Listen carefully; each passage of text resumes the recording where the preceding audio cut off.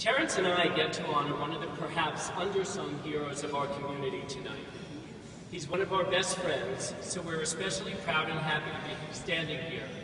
But we would be just as proud and happy if he weren't a close personal friend. He's made this city a better, safer, and happier place for everyone in this room. And he's not even running for mayor. Okay, Jay, what can we say? It was love at first sight when we met Jay. And it's particularly gratifying to be presenting Jay with this Lifetime Achievement Award because it was in preparation for this very same event that we met him. That was in 2004. That was after I got over my ruffled vanity.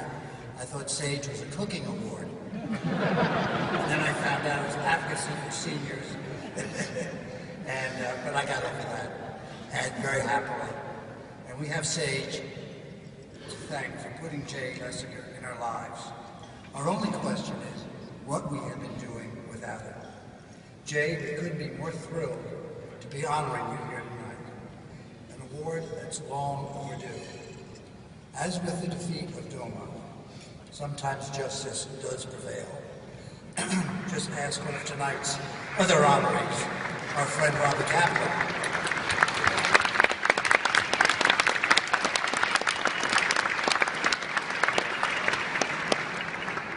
And tonight, as we honor Jay Lesiger, justice prevails again.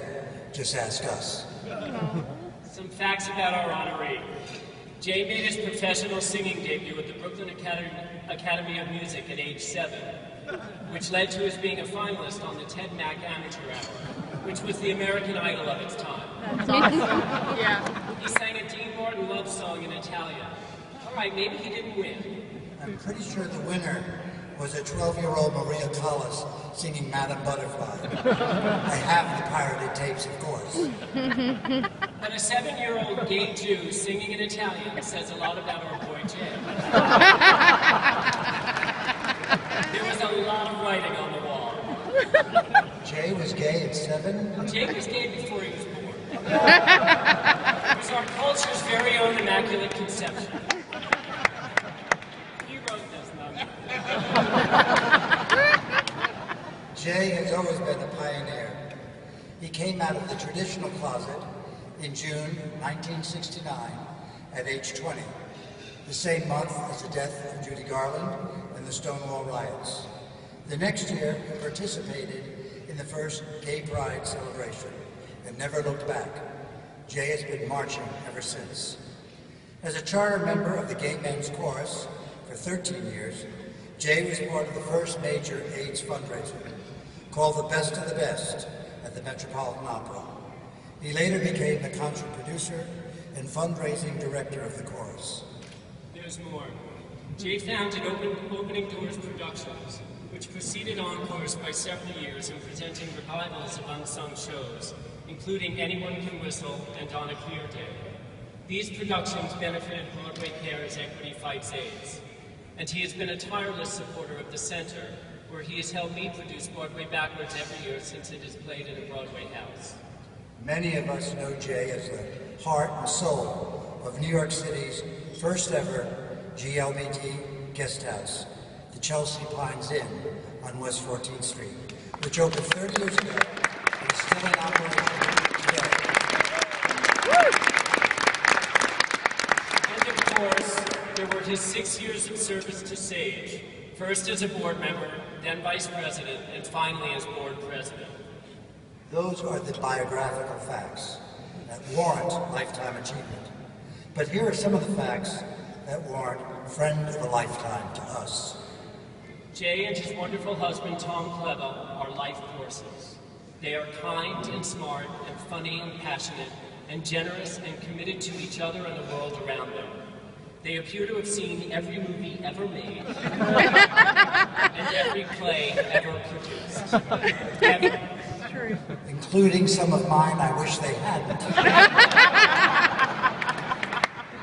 Jay can always be spotted across a crowded room because of his signature glasses. Who knew glasses frames came in so many colors? There aren't that many colors in nature. It's not just his glasses that give him away. across that crowded room. His arms are gesticulating wildly, like a revved-up traffic cop, and his uproarious laughter can be heard at least 6 blocks away. Need I say, he is a joy to be around. But Jay is also a person who can be trusted. His loyalty knows no limits, and when a friend or organization is in need, Jay is the first to lend a helping hand. We love this man. We wish there were more people like him. Jay was out and proud before those words had specific meaning. He lives his life with dignity and kindness and respect. We are honored to present Sage's Lifetime Achievement Award to someone you meet only once in a lifetime. Jay Lesiger, congratulations. New York loves you.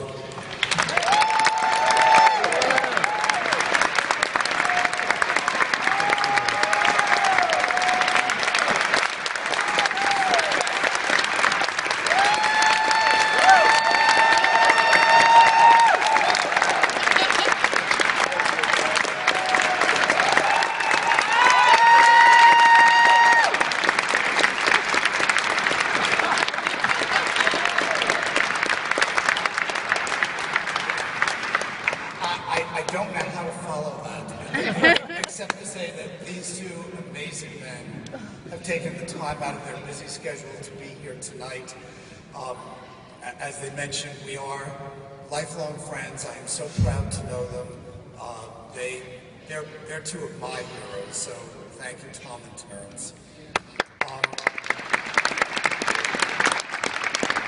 I also want to acknowledge how proud I am to be accepting an award that's been named in the memory of Joyce Warshow, as mentioned earlier. For those of you who don't know this, Joyce was a renowned feminist, filmmaker, psychologist, educator, author, activist, and longtime supporter of Sage. And I also want to acknowledge her life partner, Dorothy Sandler, whose voice still continues to ring out against ageism. Dorothy could not be here tonight, but I did speak with her, and I told her that she and Joyce are very much in my heart and on my mind. There are so many people to thank for this evening. Obviously, Tom and Terrence, the amazing Michael Adams, who's one of the greatest speakers I've ever encountered, Kenneth Cox, Kevin Steck, and the Sage staff, the Sage Board of Directors, all my former Sage colleagues, when I was Sage Board President, Vice President, all of you coming here tonight for this amazing celebration. My beloved husband, Tom Kirdahy, for giving me a lifetime of unwavering support and love through good times and bad.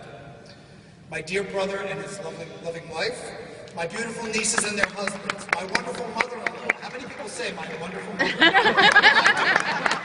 My wonderful sisters-in-law. And my wonderful, dear, beautiful friends, many of whom came here tonight from different parts of the country. I cannot thank you enough for being here and being part of my life.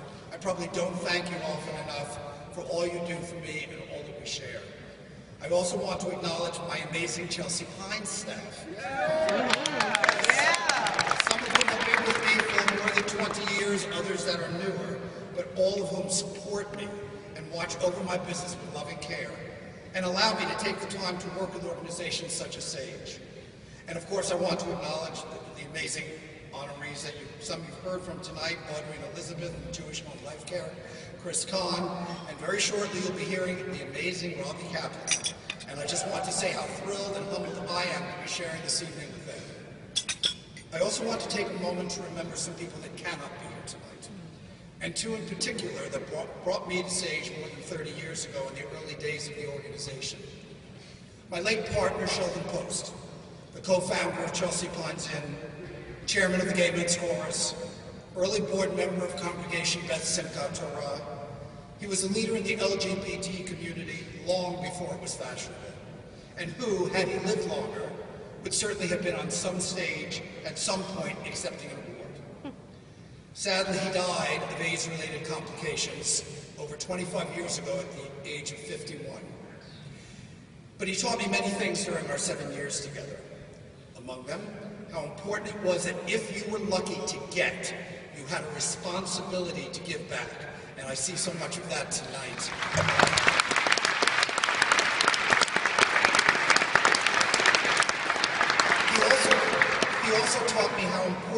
was to love, respect, and listen to the silent and sometimes not so silent pioneers of our community, our sage elders, who had so much to offer and so much to teach us. He introduced me to Ken Dawson, who was Sage's first executive director, but in particular to Fred Gottschalk. Fred was a man in his late 70s who had come to this country from Nazi Germany in the 1930s and had lived for 50 years in the West Village, an openly gay bookseller, a man with very strong opinions, who in the early days of Sage became their poster boy. He was their spokesman for the community at city council meetings. He spoke out against ageism in any form. Shelley and Fred, as Michael said earlier, I stand on your shoulders. I stand here because of who you were and the work you did. I'm here to honor you and all of our Sage elders that have gone before us. I became an official Sage volunteer many years ago when I signed up for the Friendly Visitor Program, and I was assigned to Manuel, my friend at home. In his 70s, Manuel had recently developed HIV, and nearly unable to walk, had become a virtual prisoner in his 4th-floor walk-up apartment. Arriving at his home on only my second visit, I found that the building had just been on fire, and Manuel had been taken out of his 4th-floor living room window, carried down the ladder, and taken to the hospital. I didn't know what to do, but I rushed down to the hospital, and I found him sitting alone in an examining room, shaken and frightened, but otherwise unharmed. I took his hand, I reminded him who I was, and after a moment he turned to me and he said, "Oh, Jay, I was carried all the way down to the street by this hunky fireman. You should have seen his muzzle."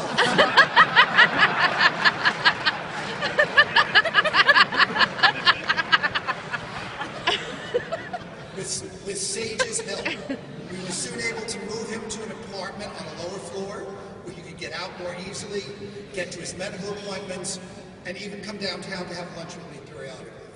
I stayed with Manuel for 18 months until he passed away, and I will always cherish our time together. I'm very, very proud of my long association with Sage, which continues today as the co-chair of the Investor Circle with my dear friend, the tireless Carol Garcia,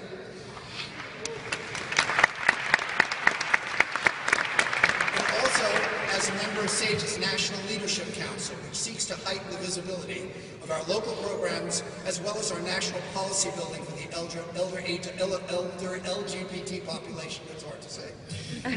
But I must say, honestly, I was totally unprepared for this event. I actually co-produced the event, as Tom and Terrence mentioned, for 6 years. It never occurred to me that I'd be standing up on this stage receiving an honor. As I recently said to a Sage colleague, you never really leave Sage. But what I really meant by that was that Sage never really leaves us.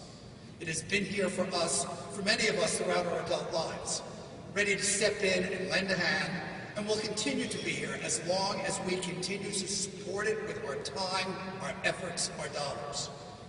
Now, you've heard from Michael tonight, and you're going to hear more about Sage's exciting new strategic plan, aptly titled The Road Ahead, and I hope you'll all be on that road with us. 2013 has been a banner year for me. I am celebrating my 25th anniversary with my husband.